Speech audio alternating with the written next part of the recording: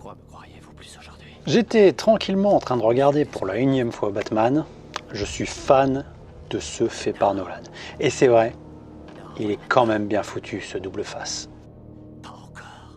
Dans ce monde, il y a 2 types de personnes. Le monde se divise en 2 catégories. Les bons et les méchants. Mais qu'est-ce qui se passe lorsque la frontière entre le bien et le mal est floue? Il y a toujours un moment dans la vie où on aimerait être quelqu'un d'autre, devenir un truand, devenir un tueur, être craint, être le bad boy qui emballe les filles. Bad boys, what you gonna do? On est attiré par le côté obscur de la force. Viens, bascule de notre côté. On voudrait même être une personne aux multiples personnalités.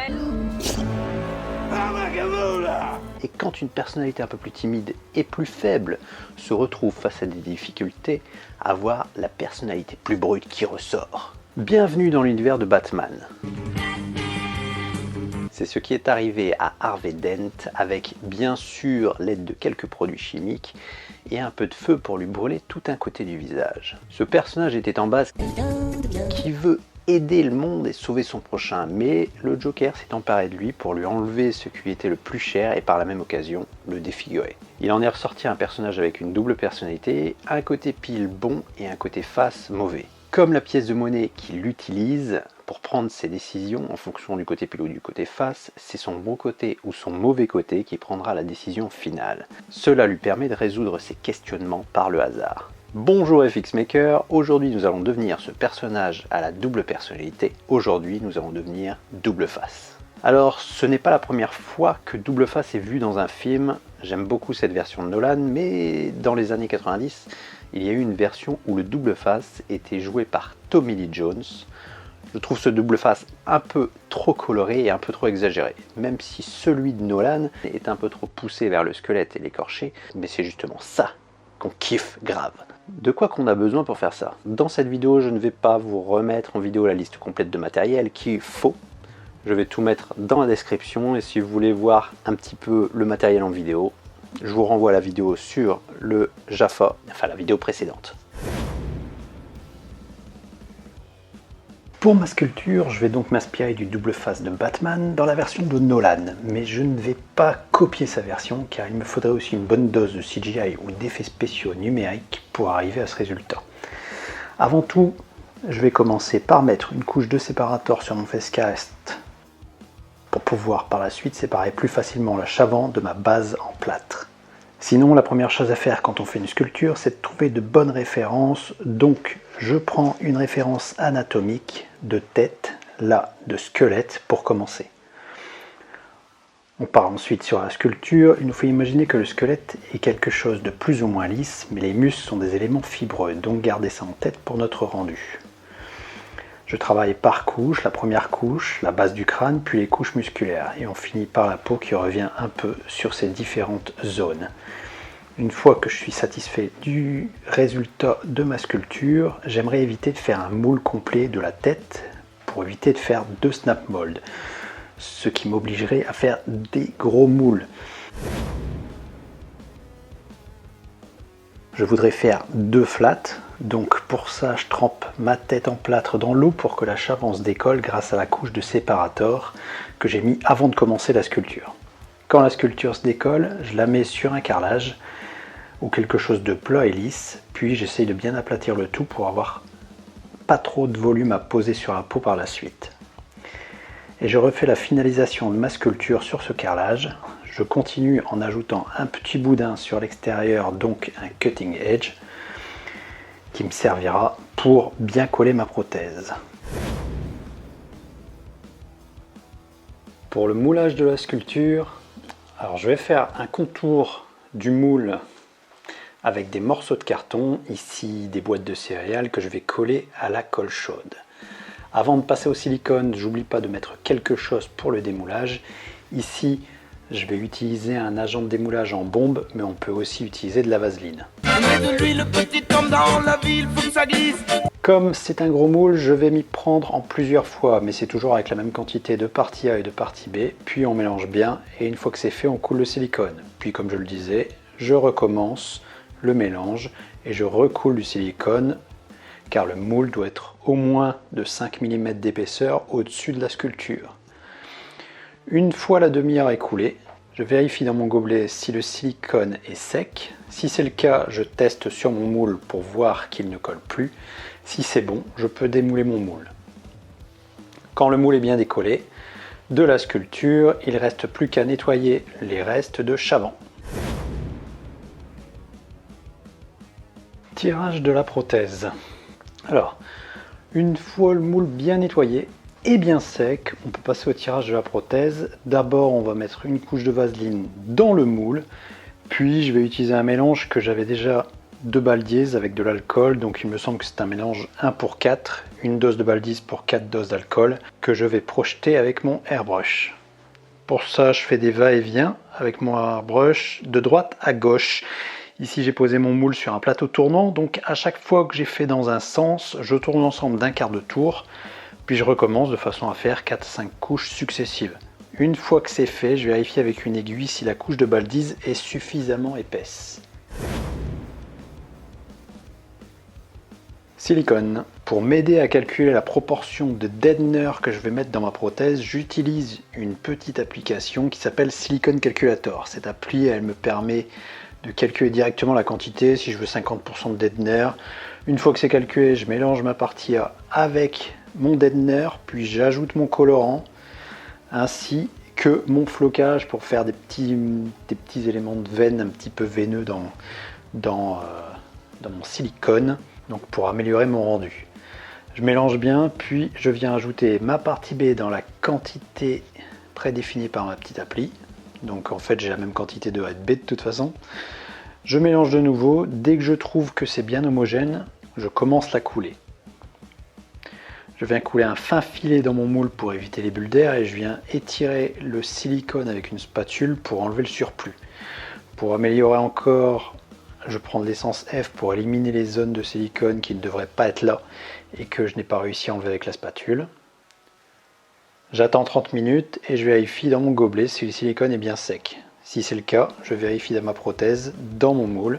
Puis, j'effectue un deuxième encapsulage avec le Baldiez, la même méthodologie que la première fois que je l'ai fait. C'est-à-dire pulvérisation de droite à gauche sur toute la hauteur, quart de tour de la prothèse et on recommence 4 à 5 fois de la même façon. Démoulage. Ensuite, on passe au démoulage de la prothèse. Pour cela, je me sers d'un pinceau type pinceau fond de teint et de talc. Je mets du talc sur l'arrière de ma prothèse, puis j'en mets progressivement à l'intérieur ou au fur et à mesure que je démoule pour éviter que ma prothèse se colle sur elle-même, au cas où elle serait encore un peu sticky. Une fois ma prothèse complètement démoulée, je viens la poser ici sur une plaque de carton plume et je l'épingle pour qu'elle reste accrochée en attendant la pose. J'ai mis des épingles tout le tour pour mes cutting edge. Les cutting edge, eux, ils sont bien, ils n'ont pas bougé, comparé aux deux éléments de prothèse qui sont à l'intérieur, qui sont complètement bougés. Donc on va dire que mes bords fins, eux par contre, ils n'ont pas arrêté de bouger. Le plus compliqué après, ce sera pour la pose. Hein, parce qu'au niveau de la pose, je vais me retrouver un petit peu comme un con. Hein, parce que je vais avoir les bords, entre guillemets, quand on met la colle, ça colle assez facilement. Et du coup, au niveau des éléments un peu trop fins qui se fripent un peu, risque de friper sur la colle tout simplement. Et je pourrais pas tirer sur les bords de cutting edge pour essayer de bien mettre la prothèse. Donc c'est surtout ça qui m'embête. Alors comme elle est là, je vais quand même la colorer. Je vais quand même sans doute essayer de voir pour la poser si je fais une bonne coloration. En fait, ce que je fais avec les fards alcool, c'est que j'asperge un peu d'alcool dedans tout simplement pour pouvoir reprendre de la coloration. Sinon les fards, en fait, ils marquent pas sans avoir d'alcool dessus. Et mon but, c'est pas d'avoir 2 tonnes d'alcool dans mon mélange, d'avoir une bonne masse de blanc. Là, par exemple, je fais une base de blanc. Et il va falloir que je fasse ensuite en particulier sur les os, parce que les os sont pas blancs, hein. Là c'est une exagération. Les os sont légèrement jaunis, avec un petit teinte de marron. Vous voyez que j'ai fait les dents aussi en blanc. Je vais faire un fond de rouge, tiens, pour tout ce qui est musculaire. Donc ici j'ai aussi un phare alcool, mais il est déjà liquide.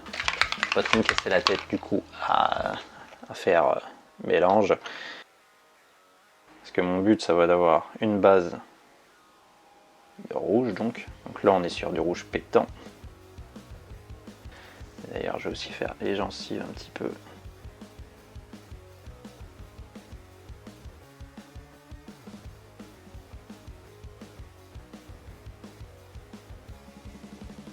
Faire de sorte que on voit les stries qui ont été sculptés entre guillemets. Je sais pas si on voit bien, il faudra que je regarde. Mais une fois qu'on va commencer à mettre les couleurs un peu plus foncées, tout de suite on va voir les éléments qui vont ressortir et ça va donner tout de suite un petit peu mieux. Bon, sinon là on dirait l'attaque des titans.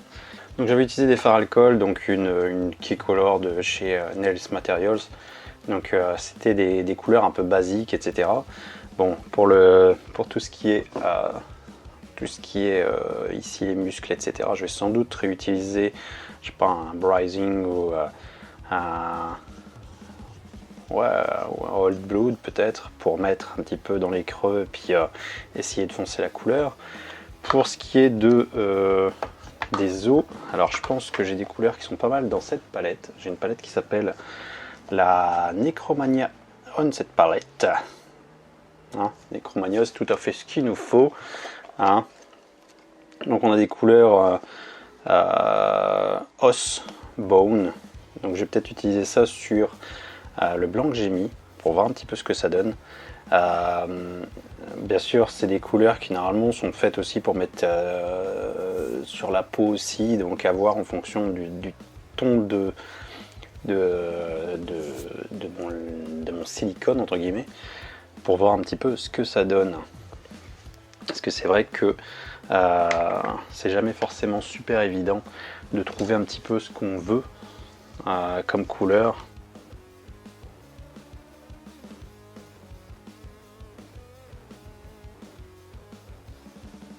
J'ai fait un petit peu de mon... Donc je vais rester sur quelque chose quand même d'assez dilué.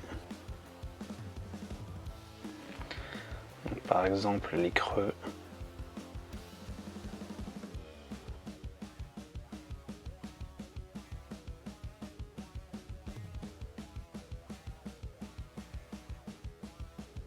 Enfin sur le Brising. Donc une sorte de bordeaux assez foncé. Et puis peut-être justement des mélanges. Mais là je vais devoir partir sur quelque chose de très dilué pour pouvoir gérer un petit peu, pour pas faire des grosses marques. Alors, je vais pas faire des traits. Donc il faut que je fasse quelque chose de très très dilué.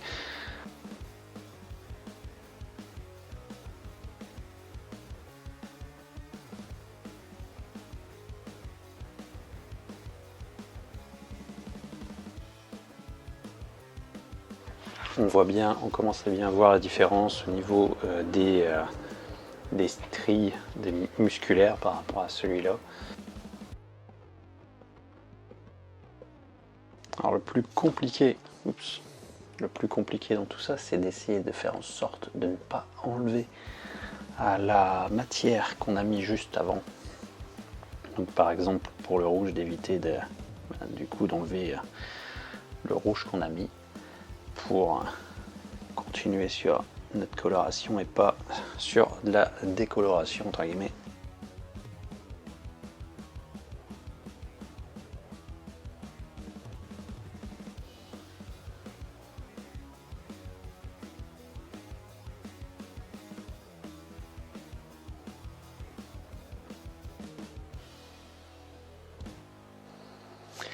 Si malgré mes silences vous appréciez la vidéo, vous pouvez laisser un petit pouce pour améliorer un petit peu simplement mon référencement dans l'algorithme de YouTube, et aussi pour me montrer que vous appréciez la vidéo. Sinon si vous n'êtes pas abonné, n'oubliez pas de vous abonner. Problème. Alors vous avez sans doute remarqué, les cutting edge se sont barrés.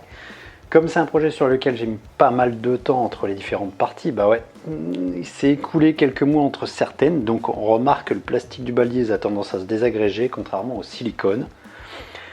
Pour pas tout refaire, ce que j'ai déjà bien avancé sur la coloration, je vais voir pour essayer de refaire une partie de l'encapsulage, donc je vais tester ça. Nouvel encapsulage.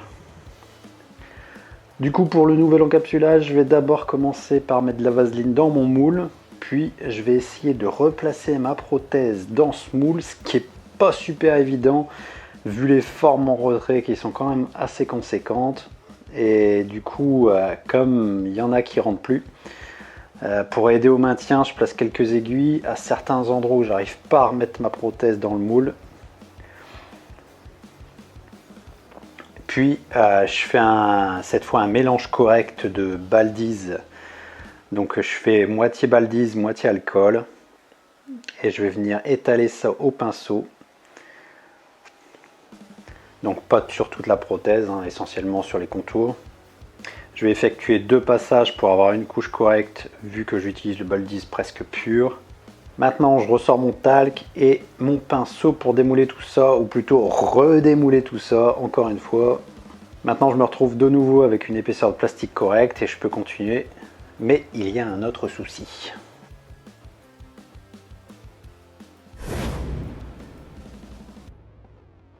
Coloration perdue.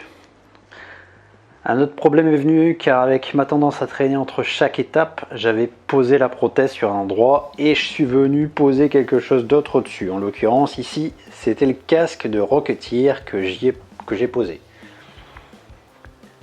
Mais en défaisant le casque qui était posé, ça s'était collé à la prothèse et du coup ça a enlevé une partie de la peinture.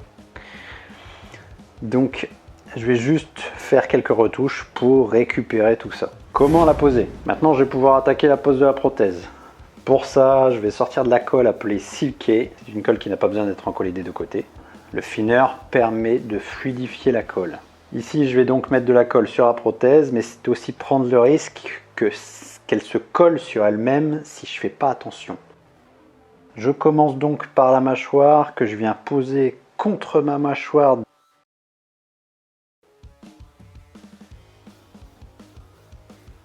Dès que je pense être bon, j'appuie sur celle-ci pour que ça colle bien.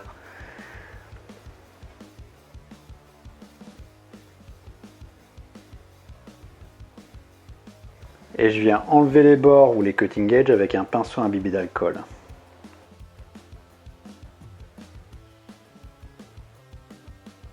Je continue d'enlever les excédents de Baldies tout autour avant d'attaquer la deuxième prothèse.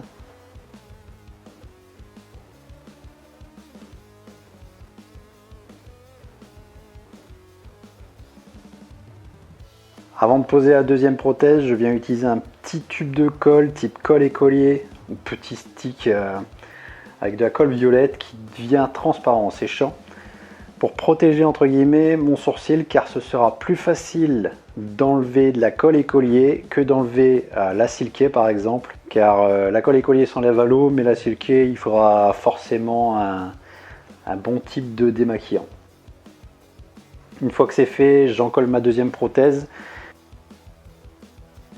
Et je viens voir pour la poser correctement. Ça demande un peu de temps et d'ajustement pour essayer d'arriver à quelque chose qui correspond à la première partie posée.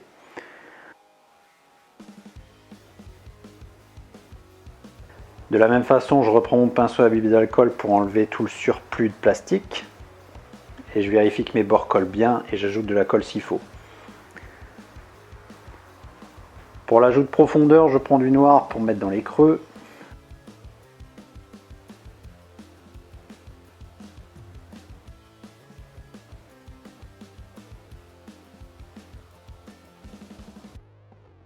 Ensuite, je prends un fond de teint qui s'approche de ma carnation et je viens le placer sur les bords pour faire le raccord avec ma peau. Et bien sûr, je viens poudrer. Comme je trouve ça bizarre, je vais rajouter au niveau de mon front, du côté prothèse, un peu de couleur pour que ça fasse le raccord. Et je viens aussi poudrer, que ce soit la couleur ou le noir, aux endroits que j'ai assombris. Puis, J'aimerais rajouter du détail, genre muscles brûlés un peu. Pour ça, je prends de la poudre de café que je vais coller avec de la Prozade. Donc je mets de la Prozade à certains endroits où j'ai envie de mettre ça. Et je viens étaler la poudre de café sur ces endroits en collé. Je finis en ajoutant un petit côté un peu gore. Je prends du faux sang que je viens étaler à certains endroits pour améliorer le visuel. Si tu as apprécié cette vidéo, mets-moi dans les commentaires ce que tu préfères le plus ou quel personnage tu aimerais voir dans cette chaîne. Sinon, si ce n'est pas déjà fait, abonne-toi. Un petit pouce si tu as apprécié. Résultat final. Alors si j'ai quelques critiques à faire sur ce projet, c'est que mon projet s'est étalé sur une longue période. On remarque qu'il y a des soucis au niveau du raccord, au niveau du centre du visage. Sinon, je pense que j'aurais pu encore augmenter le côté gore ou aller vers quelque chose avec des muscles un peu asséchés pour donner une dimension un peu plus réaliste. Je pense que cette prothèse peut être très intéressante pour faire un demi-visage de zombie par exemple, mais je pense que si je devais refaire une double face, je le ferais différemment.